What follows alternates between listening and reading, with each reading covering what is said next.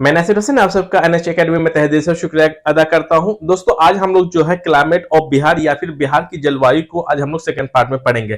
पहले वाले पार्ट है जो मैंने ग्रीष्म ऋतु या फिर समर सीजन तक मैंने कंप्लीट करा दिया था। यहां तक आज हम लोग जो पढ़ेंगे वो रहेगा वर्षा ऋतु या फिर रेनी सीजन से हम लोग शुरुआत करते हैं। देखिए हम लोग पढ़ लेते। अब हम लोग पढ़ेंगे दूसरा नंबर को जिसको हम बोलेंगे वर्षा ऋतु। क्या पढ़ेंगे हम इसको? वर्षा ऋतु पढ़ेंगे। तो इसी को हम लोग रेनी सीजन बोलते हैं। रेनी सीजन कब होता है? मध्य जून से, मतलब 15 जून से लेकर के 15 अक्टूबर तक ये जो बारिश का टाइम है वो चलता है।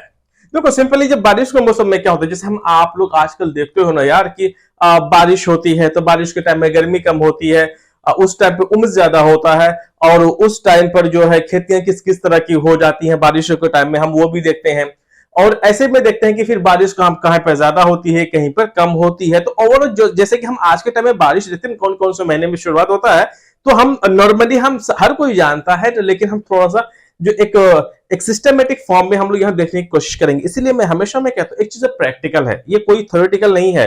ठंडा गर्मी मतलब बारिश होना, गर्मी होना, ठंडा होना, this all are practical things जो कि हम आसपास में हमेशा सालों भर में हम तीनों सीजन का मजा लेते हैं और सजा भी कभी कभी लेते हैं। चलिए अब होता क्या है कि रेनी सीजन में, तो मैंने डेट बता दिया। अगर आपसे पूछा जाएगा कि जो रेनी सीजन का जो टाइम लाइन क्या है तो आप इसको आराम से कर सकते हो। 15 जून से, मिड का मतलब 15 ही होता है, 15 जून से लेकर के 15 अक्टूबर तक।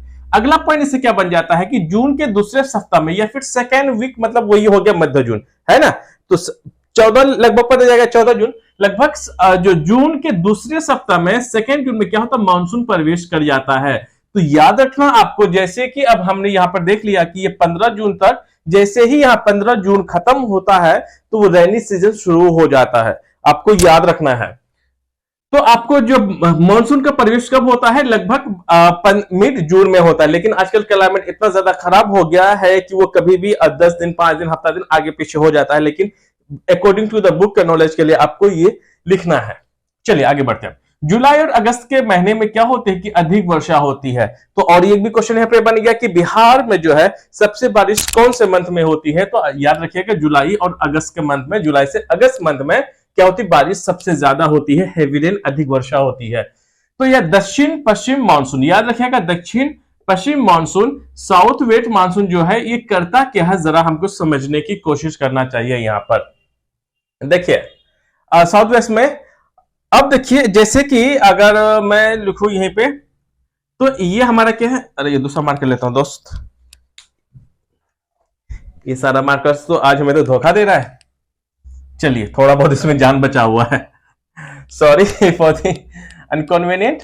चलिए जी, जैसे कि ये वाला हिस्सा है, ठीक है। तो यहां क्या होता है, साउथ वेस्ट से, यहां से अराबियन सी है, अराबियन सी से क्या होता है कि ये यहां से टेक ऑफ करते हैं, मतलब कि जो टेक ऑफ जब यहां से करते हैं तो थोड़े बहुत बारिश यहां से करते करते करते करते हुए यहां बंगाल की खाड़ी पहुंच जाते हैं। बंगाल के खाड़ी जाते जाते ये डिस्चार्ज हो जाते हैं, मतलब कम हो जाते हैं। तो बंगाल वाला खाड़ी कह रहे हैं भैया तुम घबराओ मत, हम भी भरे हुए हैं भैया, हमारे अंदर जो हमारी हवा में बहुत नमी है, पानी बरसा, तुम घबराओ मत, सिर्फ तुम हवा को थोड़ा सा झोंका दो, बाकी साथ हम देंगे। तो साउथ वेस्ट से जब अराबियन सी से जब क्या होता है, जब मानसून निकलता है तो ये पहुंचते पहुंचते कहां पहुंच जाता है, अरब मतलब bay of Bengal. Bay of Bengal में क्या होता है कि जाते जाते जाते डिस्चार्ज हो जाता है, क्योंकि इधर बारिश होते हुए जाती है। तो बंगाल का खाड़ी कहता है भैया घबराओ मत, हम तुम्हारे साथ देने को तैयार है, सिर्फ तुम हमारे साथ आओ। अब होता क्या है कि दक्षिण पश्चिम मानसून में south west monsoon plus Bengal की खाड़ी, बे ऑफ बंगाल की ब्रांचेस आपस में मिल जाती है। मिलने के बाद आपके हवा में, पानी में डबल रफ्तार हो जाती है। उसी के कारण क्या होता है, बिहार में वर्षा होती है। अब बिहार में वर्षा कैसे होती है, वेस्ट मानसून, पश्चिमी दक्षिण पश्चिमी मानसून प्लस बंगाल की खाड़ी दोनों मिलकर के तभी बिहार में क्या करती है, बरसात बरसाती है। रिम झिम झिम झिम करके जोर जोर से पानी बरसाना शुरू कर देता है। और उत्तर बिहार, नॉर्थ बिहार में बाढ़, अब जो फ्लड है, दक्षिण बिहार में सूखे की वजह बन जाता है। देखिए ऐसा है, इसका जो ज्योग्राफिकल फैक्टर है, जो बना हुआ है, जो ढांचा है बिहार का सॉरी, तो तबीयत खराब है ना इसलिए से। चलिए अब होता क्या है कि बिहार का अगर मैं यहाँ पे देख लूं तो दो हिस्से में हम तोड़ सकते हैं इसको, ऐसे बिहार का ऐसे ऐसे इमेजिनरी लाइन है।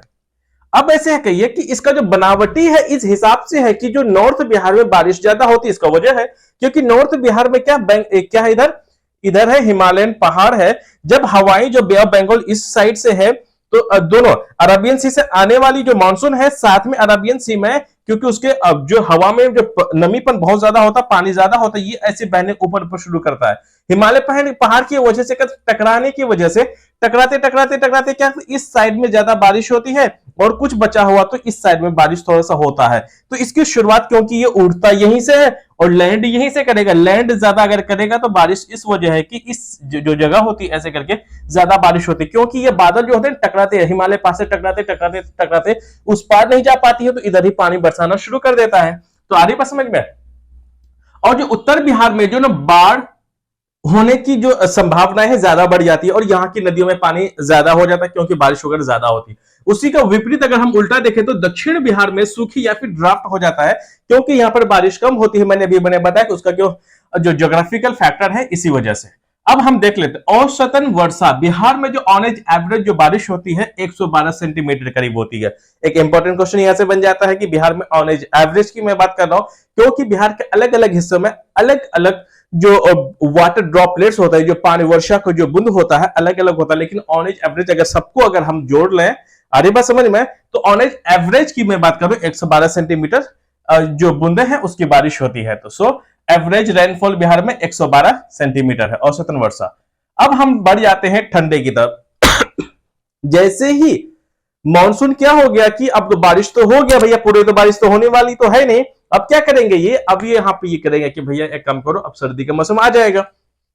सर्दी का मौसम फिर यह शुरू होगा मध्य अक्टूबर से लेकर के मिड अक्टूबर तक, मतलब मध्य अक्टूबर या फिर मिड अक्टूबर से लेकर के फरवरी मंथ तक ये जो काम है ठंडा का चलते रहता है। अब ठंडे के टाइम में क्या क्या होता है, हमें ठंड लगती है, टेम्परेचर कम होता है, ऐसे टाइम में कभी कभी बरसातों के दिनों में भी क्या होती है, बारिश हो जाती। वो कैसे होती, इन सारी चीजों का हम समझते हैं यहां से।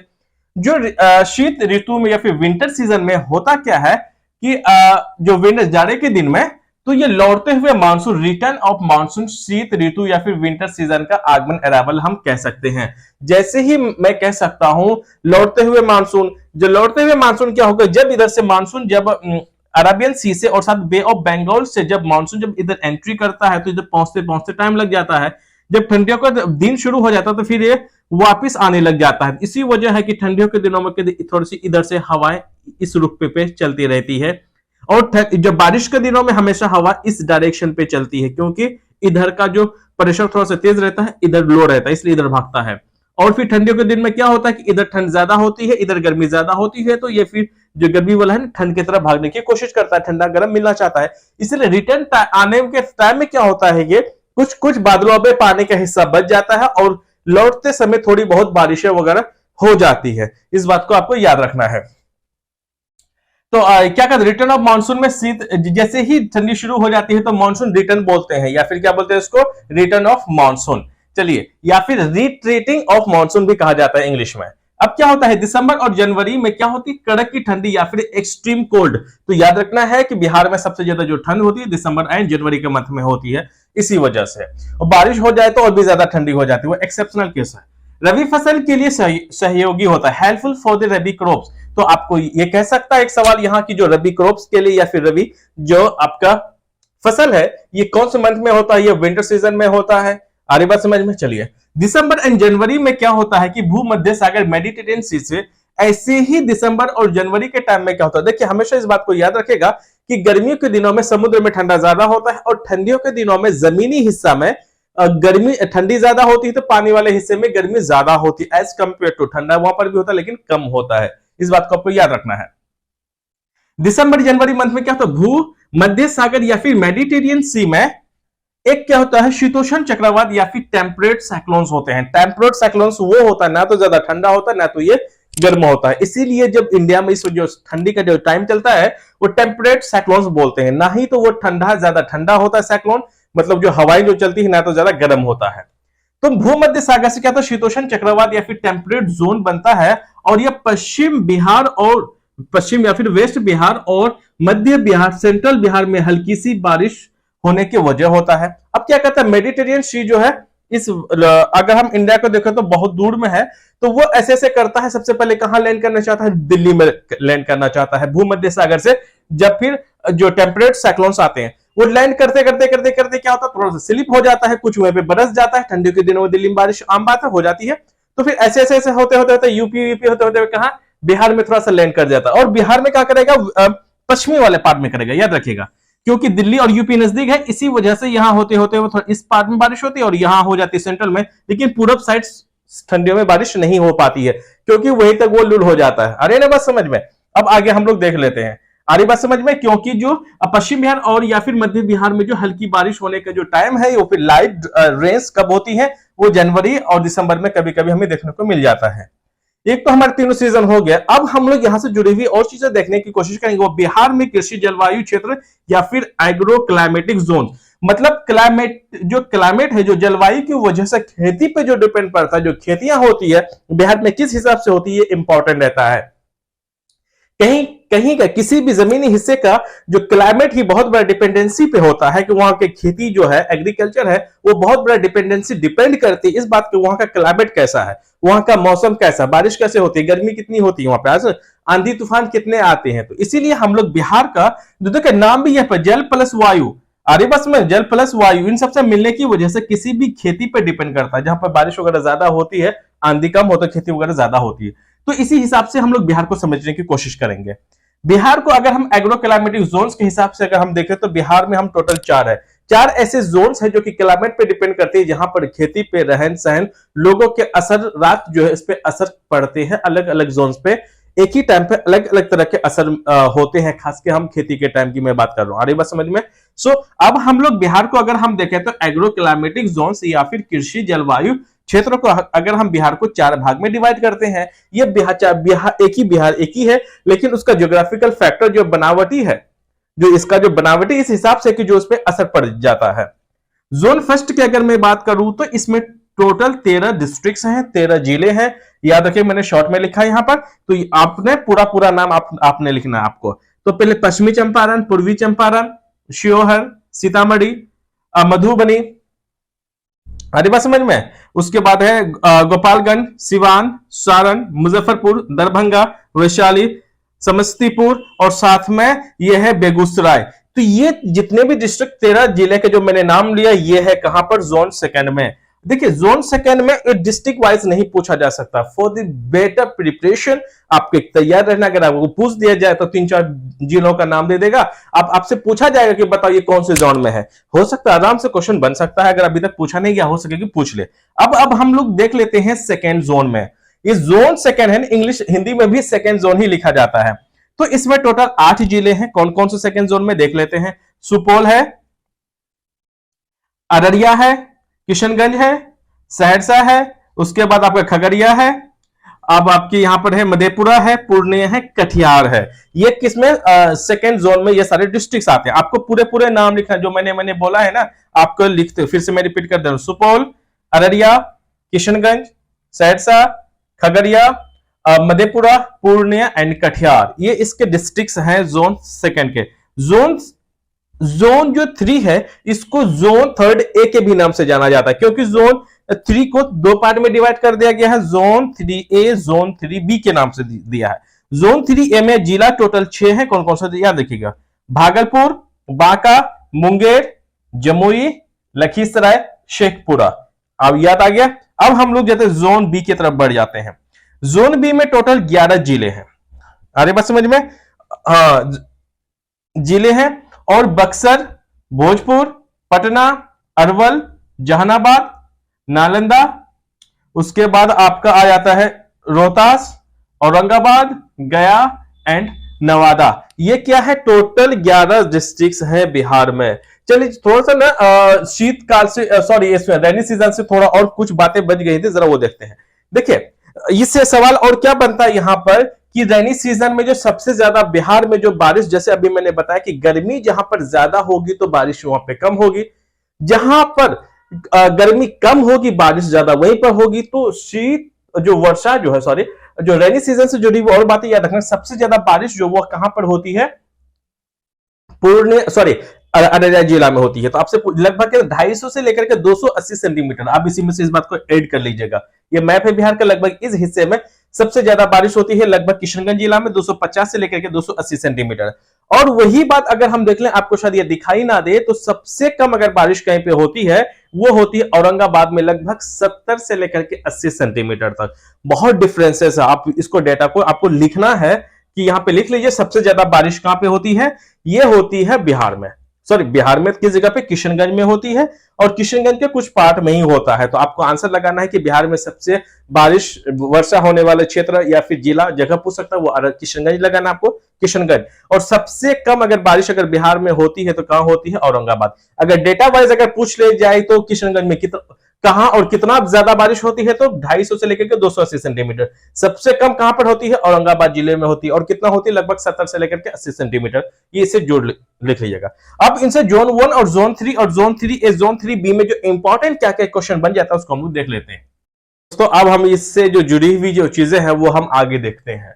कृषि जलवायु क्षेत्र या फिर एग्रो क्लाइमेट जोन है, इनकी हम लोग विशेषता या फिर हम इसकी फीचर्स को समझने की कोशिश करते हैं, जो कि एग्जाम का पॉइंट ऑफ व्यू से क्या है, महत्वपूर्ण बन जाता है। अगर मैं बात करूं जोन फर्स्ट में, तो वो इलाका आता है उत्तर पश्चिमी क्षेत्र, बिहार का नॉर्थ वेस्ट जो साइड है, जो क्षेत्र है, जो जोन है, वो हमारा जोन फर्स्ट में आता है। अगर मैं बात करूं वर्षा की, तो यहाँ रेन जो बारिश है लगभग 104 से लेकर के 145 सेंटीमीटर तक आती है। तो हम उसको बहुत अच्छा बारिश हम नहीं बोलेंगे। जो 20 से जो प्लस होता है तो तब हम उसको बेहतर कहेंगे। ठीक ठाक है यहाँ पर। और यहाँ पे अगर मैं मुख्य फसल की अगर मैं बात करूं, तो इसमें मक्का, गेहूं, धान, गन्ना, अरहर, अरहर को इंग्लिश में बोलते हैं पीगियोन, पी या फिर अरहर, आप अरहर जो दाल होती है आप उसको इंग्लिश में अरहर भी लिख सकते हो। तो इन सब जगहों पे इस तरह की फसल ज्यादा होती है। तो याद रखिएगा जो शुगर केन है इसके लिए पानी वगैरह ज्यादा चाहिए, तो इसीलिए जो आपको जो एक सवाल यहां पर बन जाता है 63rd बीपीएससी में पूछा गया है कि बिहार में कौन से क्षेत्र में सबसे ज्यादा गन्ना उगाया जाता है। तो याद रखना है आपको कहां पे गन्ना जो है वो पश्चिमी चंपारण में गन्ना की खेती सबसे ज्यादा होती है। उसके बाद जो पटसन की अगर मैं बात करूं, जूट की मैं बात करूं, तो पूर्णिया में सबसे ज्यादा होती है। अगर बिहार में अगर मैं चाय की खेती की मैं बात करूं, तो बिहार में चाय की खेती सबसे ज्यादा कहां पर होती है, वो किशनगंज में होती है, क्योंकि वो बंगाल से सटा हुआ है। और बाकी ये भी है कि वहां पे बारिश वगैरह ज्यादा होती है, इसके लिए पानी ज्यादा चाहिए। आ रही बात समझ में। चलिए अब हम लोग देख लेते हैं जोन सेकंड में कि उत्तर पूर्वी क्षेत्र, नॉर्थ ईस्ट जोन की मैं बात करूं, तो नॉर्थ ईस्ट जोन जो है खेती के लिए सबसे अच्छी जगह मानी जाती है। वर्षा लगभग देखिए 120 से लेकर के 140 सेंटीमीटर तक यहां पर बारिश होती है। मुख्य फसल की अगर मैं बात करूं तो सरसों, जूट, धान, मूंग, तो इन सब की ज्यादा खेती कहां होती है, ये सब आपका जो है ये किस में आ जाता है, उत्तर पूर्वी क्षेत्र में। जैसे कि धान की अगर मैं बात कर लूं या जूट की मैं बात कर लूं, तो ये पूर्णिया डिस्ट्रिक्ट में सबसे ज्यादा होती है। और अगर मैं यहां भी मैं बात कर लूं तो, और इसी में आता है किशनगंज। ये किशनगंज में है, वो क्या होती है कि यहाँ पे बारिश होने की वजह से यहाँ पे पानी वगैरह ज्यादा लग जाता है, जिसकी वजह से यहाँ पे चाय की खेती, किसकी, चाय की जो खेती होती है वो सबसे ज्यादा होती है। इसी में आपको किशनगंज में लगा देना, और बारिश भी सबसे ज्यादा वहीं पर होती है। उसके बाद अगर हम लोग थर्ड या फिर थर्ड जोन की मैं बात करूं, थर्ड जोन में हमने देखा था third zone 3A zone 3B, ये जो आता है ये दक्षिणी क्षेत्र में आता है। अगर हम लोग बिहार का अगर इस वाले हिस्से अगर हम मान ले, तो जोन 1, जोन 2 एंड ये जोन 3 है। तो मैंने बता दिया पश्चिम चंपारण, पूर्वी चंपारण, और जो अररिया, किशनगंज, पूर्णिया, सहरसा, सुपौल, ये सब इस साइड में पड़ जाता है। तो अब अगर दक्षिणी की अगर मैं बात करूं, तो वर्षा देखो 95 से लेकर के 120 सेंटीमीटर, मतलब यहाँ पे देखिए बारिश कितनी कम होती है। और जो बारिश जो ही मतलब मैंने बता ही दिया, जो जलवायु या फिर क्लाइमेट ही किसी जगह की खेती होने के लिए क्या करता है, निर्भर करता है। डिपेंडेंस अगर खेती अगर होती है कहीं पर, वो डिपेंड करता है वहां पे क्लाइमेट पे, मानसून पर, कि वहां पे बारिश कितनी होती है या नहीं होती है। जहां पर बारिश कम होती है तो वहां खेती कम होती है, जहां पर ज्यादा होती है तो खेतियां, फसलें ज्यादा होती हैं, वहां पे किसानों को फायदा ज्यादा होता है। क्योंकि जो सिंचाई के लिए, जो इरिगेशन के लिए जो अमाउंट पैसे वगैरह जो लगता है या फिर सुविधाएं कह सकते हैं, वो सब जहां पर बारिश होती है तो वहां पर वो आसानी से मिल जाती है। जहां पर बारिश नहीं होती है तो इरिगेशन जिसे हम सिंचाई कहते हैं, उसका वहां पर थोड़ा सा क्या होता है, नुकसान हो जाता है, नहीं होने की वजह से, इसीलिए खेती अच्छी नहीं हो पाती है। मुख्य फसल की अगर मैं बात करूं तो दक्षिणी क्षेत्र में वो है गेहूं, दालें, चना, अरहर और धान, इन सब की जो खेती है इस इलाके में होती है। तो सो गाइस मैंने यहाँ पे मैंने समझाने की मैंने कोशिश की कि हमने इसका फर्स्ट चैप्टर भी मैंने सॉरी पार्ट फर्स्ट में मैंने बताने की मैंने कोशिश की थी, मैंने वहां ग्रीष्म ऋतु या फिर समर सीजन तक मैंने बता दिया। फिर हमने शुरुआत किया था यहाँ पर जो वर्षा ऋतु या फिर विंटर सीजन से हमने यहाँ पे इस वाले पार्ट 2 पे मैंने शुरू किया है। सो गाइस ये वीडियो आपको कैसा लगता है प्लीज आप इसे कमेंट सेक्शन में जाके कमेंट जरूर करें। अगर ये वीडियो आपको इन्फॉर्मेटिव अगर पसंद आती है तो ऐसे ही लगातार वीडियो देखने के लिए प्लीज वीडियो को लाइक शेयर सब्सक्राइब करना बिल्कुल भी ना भूलें। So guys thank you very much.